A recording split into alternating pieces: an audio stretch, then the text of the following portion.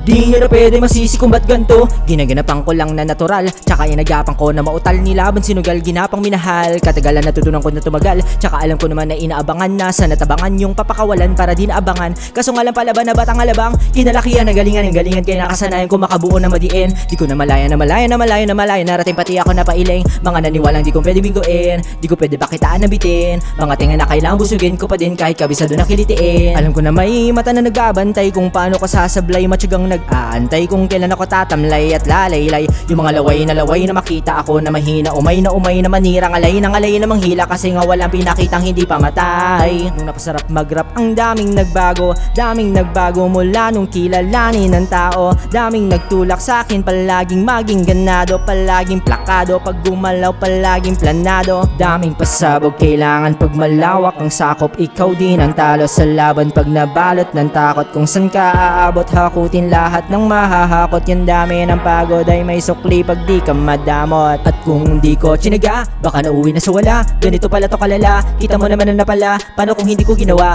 Yung iba di makahalata, malaki na ang nakataya. Marami na pwede mawala, kaya di na pwede pabaya. Di na pwede puro mamaya, baka sa huli mapahiya. Totoo na parang himala, nagsimula sa iba ba't tiningala. Matagal ko din yung kinapakadagawa, gumanda pa yung kalidad. Di mo nakita binabado, marami pa nadududa. Puro kilos ang inuuna, ngayon kita mo namumunga. Tumutubo na, pakarami kong nakukuha pero di pa rin nalulula.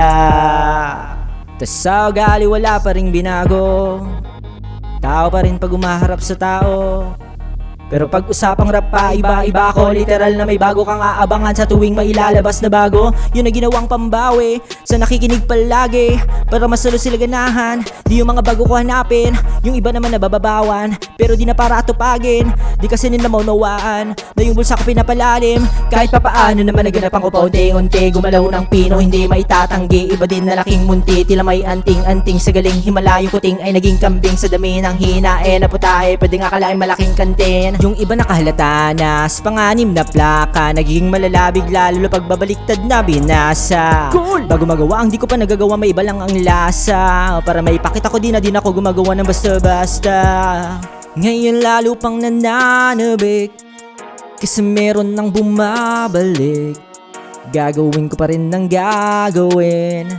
Ngayon san pa kaya ko nito dadalhin? Subok na yung lagi yung sinusubok nun. Yung mga nadubok, yung ilong umusok, tsaka kumulotumbong.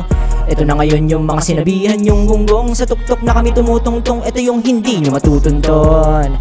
Tsaka ramdam nyo na rin pataas kami ng pataas. Kada labas, kahit hindi madalas, palakas pa rin ang palakas. Sa amin nandong palabas, mabanas kayo na mabanas. Pagkausapang Pinas, pasok kami dyan, hindi na mapapalabas.